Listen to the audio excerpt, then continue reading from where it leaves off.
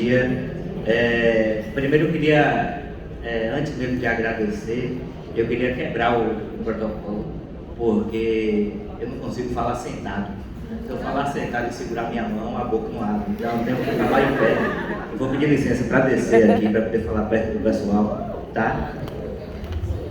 A boca não abre, não trava tudo. E claro, primeiro de tudo, dizer que é uma honra para mim estar aqui com vocês, nessa oportunidade maravilhosa, nesse evento fantástico organizado aí pela OAB da Bahia, pela OAB Jovem, principalmente pela OAB Jovem, né, que nas pessoas aí de Sarinha, toda a sua equipe, Hermes e Larião, também nosso eterno presidente, queria agradecer a oportunidade de estar aqui conversando com vocês e dizer que, assim, estou me sentindo em casa, estou vendo vários rostinhos conhecidos aí. Só levanta a mão, só quem já foi aluno da segunda fase do Cefaz. Estou em casa. Então, e também dizer que é uma honra, assim, inenarrável, que palavra bonita, né? Estar aqui na mesa com grandes amigos, com o Wander, um grande irmão, companheiro lá da ESA, da diretoria também, Manu, companheira de longas datas, né? Jéssica, que mentiu, que disse que foi minha aluna, é mentira, né? Eu não tenho idade para ser aluna dela, não tenho idade, não tenho essa idade para ser aluna. Rodrigão também, grande amigo e irmão, nosso presidente eleito agora da ABAT, que agora vai fazer um trabalho excelente. Faço questão de ter todos vocês lá, a Jovem Advocacia tem que fazer parte da ABAT, né, Rodrigão? Isso é muito importante para construir o presente e o futuro, né? E queria dizer também para vocês que é uma alegria enorme trazer um tema, né, que é um tema completamente inovador, mas que é um tema que está na nossa vida há muito tempo. Na verdade, o falar do tema é mais a expressão que é inovadora do que o próprio tema em si. Falar da gamificação ou gamificação, que é um neologismo, as pessoas não sabem ainda como é que se pronuncia direito a expressão, mas as duas formas estão certas, gamificação ou gamificação das relações de trabalho. É falar, de fato, do nosso dia a dia também. Se você for observar, na vida, o que faz as pessoas quererem ser felizes, na verdade, não são as conquistas, as nossas vitórias. O que faz a gente ser feliz, na verdade, é o prazer da conquista, é o processo da conquista. Quantas vezes você desejava tanto uma coisa, tanto, e quando conseguiu, viu que não tinha graça? Porque, na verdade, a graça não estava na vitória, estava na conquista. E aí você pode estar pensando também, até nos relacionamentos, não, Rodrigão, quantas vezes a gente está ali com um crush, eu pesquisei essa palavra, viu?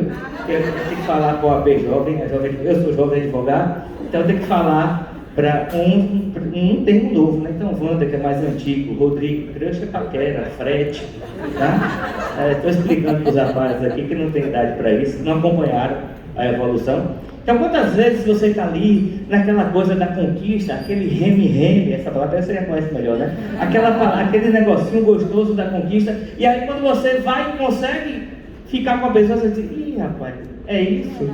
Era tão melhor quando estava só naquele negocinho ali, não é? Mas é isso, a vida é isso, a gamificação é basicamente isso, a gente falar justamente dessas estratégias. E isso acontece também até quando a gente está estudando para o exame da ordem. Quando a gente está estudando para a prova da OAB, a gente está ali sonhando com a vermelhinha, e aí a gente está desejando mais do que tudo aquela carteira, aquilo que a carteira vai proporcionar para a gente.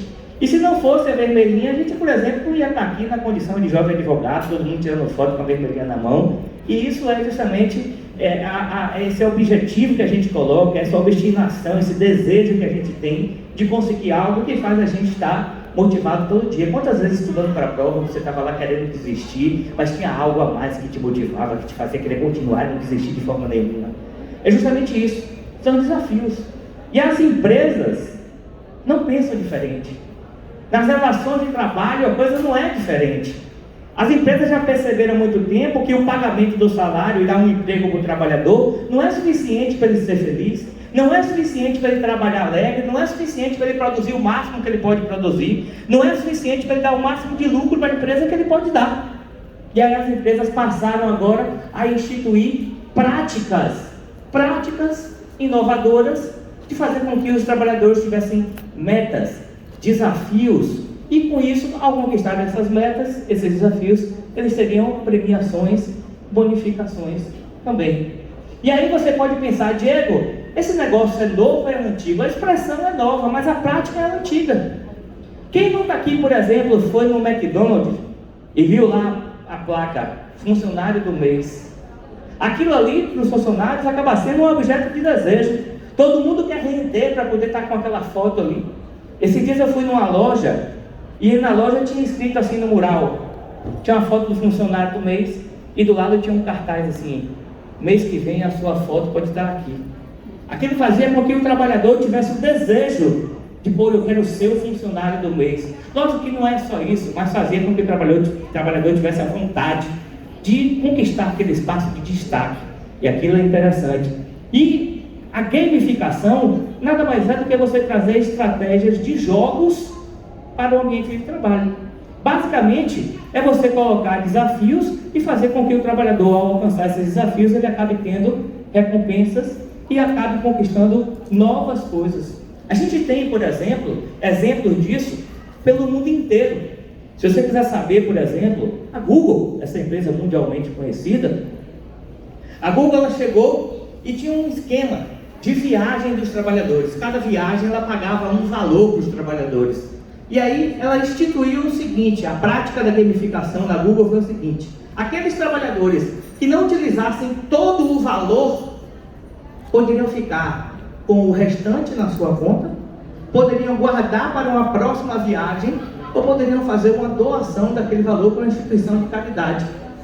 E aí, em pouquíssimo tempo instituindo essa prática, a Google fez 100% de conformidade, porque os trabalhadores estavam gastando a rodo o dinheiro que a empresa estava dando para as viagens. Temos outra empresa também interessante, que é a L'Oréal, que é conhecida aí, muito mais pelas meninas do que pelos meninos, mas a L'Oréal, que é uma empresa também mundialmente conhecida por ter produtos de beleza, etc. E a L'Oréal ela criou um aplicativo para os trabalhadores, instituindo jogos dentro dos aplicativos, para que os trabalhadores conhecessem mais sobre o ramo de atuação da empresa. E aí começou a colocar desafios e batalhas entre os próprios funcionários, e esses desafios davam premiações a quem tivesse a vitória naquelas batalhas entre os próprios funcionários. E hoje esse aplicativo dentro da empresa é extremamente conhecido, porque lá tem prêmio para todo mundo participa dos desafios lá, é extremamente interessante. E algo que é bastante legal, eu acho que a única crítica, rapidinho, uma janela aqui, a única crítica que eu tenho que fazer a toda a gente é que esse tempo não está correndo direito não. Rapaz, quando ele pegou a placa ali que foi mostrar para a Wanda, é tempo esgotado, ele olhou para mim me fuzilando, falou: olha, você fica ligado no seu horário, já está acabando, não vai dar nem tempo de eu falar direito. Mas eu vou tentar trazer a mensagem que eu quero trazer para vocês, é que de fato a gamificação ela tem se modernizado, e com a chegada do século XXI, as novas tecnologias, a questão do metaverso, que Gel falou aí também, é instituir prática de jogos nas relações de trabalho. E a gente tem visto muito isso também nas empresas de aplicativos, entregas, Uber, etc. iFood, essas empresas todas de aplicativo de entrega e de transporte de passageiros. E aí a gente começa a chegar no momento que eu queria deixar um desafio aqui para vocês refletirem. Até onde a gente consegue enxergar que existiria, por exemplo, uma espécie de subordinação nessas empresas? Porque com essas empresas agora, a gente não tem mais a figura do chefe imediato, né? A gente tem um algoritmo que faz todo o gerenciamento da atividade. E esse algoritmo, ele faz agora o seguinte: o algoritmo ele vai lá e vai premiar o trabalhador que usa por mais tempo o aplicativo, porque ele passa a ter mais bonificações, ele passa a ter mais viagens para ele, porque ele está passando mais tempo logado no aplicativo. Ao mesmo tempo, esse aplicativo ele fica também punindo trabalhadores que deixam de usar o aplicativo por muito tempo. Ele acaba sendo mais lijado e escanteado, passa a ter menos viagens também para esse trabalhador por conta do pouco uso do aplicativo. Sem falar também nas avaliações que são feitas aos usuários. Mas Diego, a avaliação é feita por terceiro. Mas eu não sei se você sabe, essas avaliações elas são gerenciadas pela empresa. Porque o trabalhador, quando ele recebe uma avaliação negativa, ele pode inclusive contestar e a empresa gerencia. E aí até que ponto a gente pode pensar nisso como uma espécie de subordinação? Até que ponto isso pode gerar uma subordinação? A ponto de firmar um vínculo empregatício do trabalhador com a empresa. E aí fica um desafio aí para vocês refletirem, quando vocês estiverem peticionando nos processos de vocês, pensarem na possibilidade de uma subordinação por algoritmo, que é uma coisa nova e de fato é inovadora, que tem todo o Brasil e todo o mundo por conta do século XXI, essas novas tecnologias. Eu sei que o tempo é bastante curto, mas eu queria falar uma coisa muito importante aqui para vocês, dizer que, de fato, a gamificação e essas novas tecnologias vão trazer e estão levando a gente, na verdade, para horizontes totalmente desconhecidos. O exemplo que Jéssica disse, que falou na palestra dela, do metaverso, a gente não sabe até onde isso vai parar. A gente só tem que ter noção da questão também da vanguarda dos direitos sociais, dos direitos dos trabalhadores, como uma ferramenta intransigente à defesa da classe trabalhadora. A gente tem que pensar sempre nisso, como uma forma de que o trabalhador é aquele que mais sofre no processo dos métodos de trabalho, mas é aquele também que é responsável por movimentar toda a economia de um país. E é por isso que a gente tem que sempre pensar, a tecnologia é importante, é interessante, mas a gente tem que salvaguardar os direitos dos trabalhadores, sempre em mente, em primeiro plano, certo? E eu achei fantástico o fato de Wander ter trazido uma música de Gonzaguinha. Vou beber uma aguinha aqui pra gente. E aproveitar aqui o ensejo, antes que eu esqueça, porque eu sei que eu vou esquecer no final. Depois, para vocês passarem no stand do Sajaz, quem ainda não passou, a gente está com o stand aí.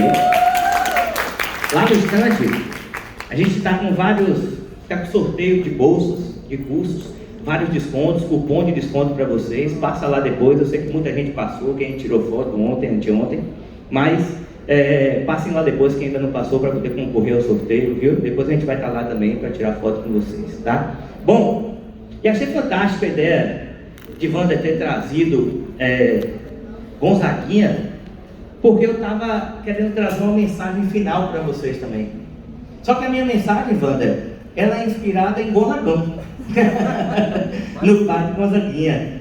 E eu pensei nessa mensagem quando eu estava na abertura aqui do nosso encontro, quando o Marquinhos Café, sanfoneiro conhecido aqui, tocou uma música de Gonzagão. Eu falei, eu preciso trazer Gonzagão na minha fala, quando eu for falar na sexta-feira. E aí, inspirado numa fala de Gonzagão, quando ele, em um show lá no Teatro Teresa Raquel, ele falou uma frase muito importante, que eu criei um texto rapidinho, pensado e inspirado nessa fala, quando ele disse assim: se eu nascesse de novo e pudesse escolher, mais do que eu sou, eu não queria ser.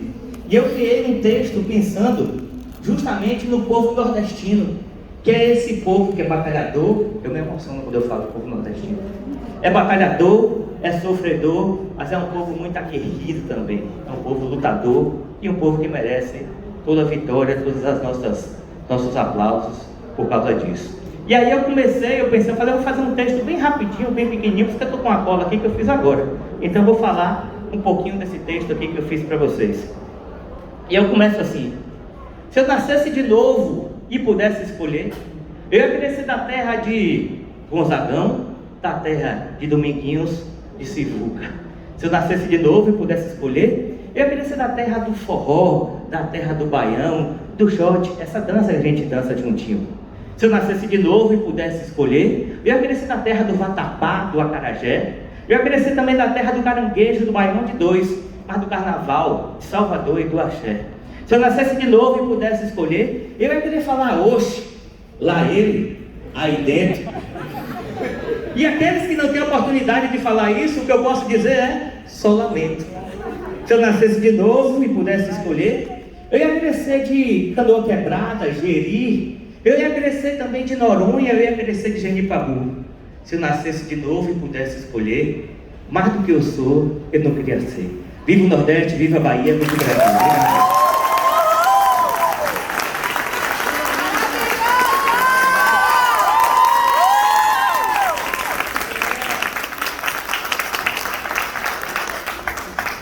Depois de uma poesia dessa,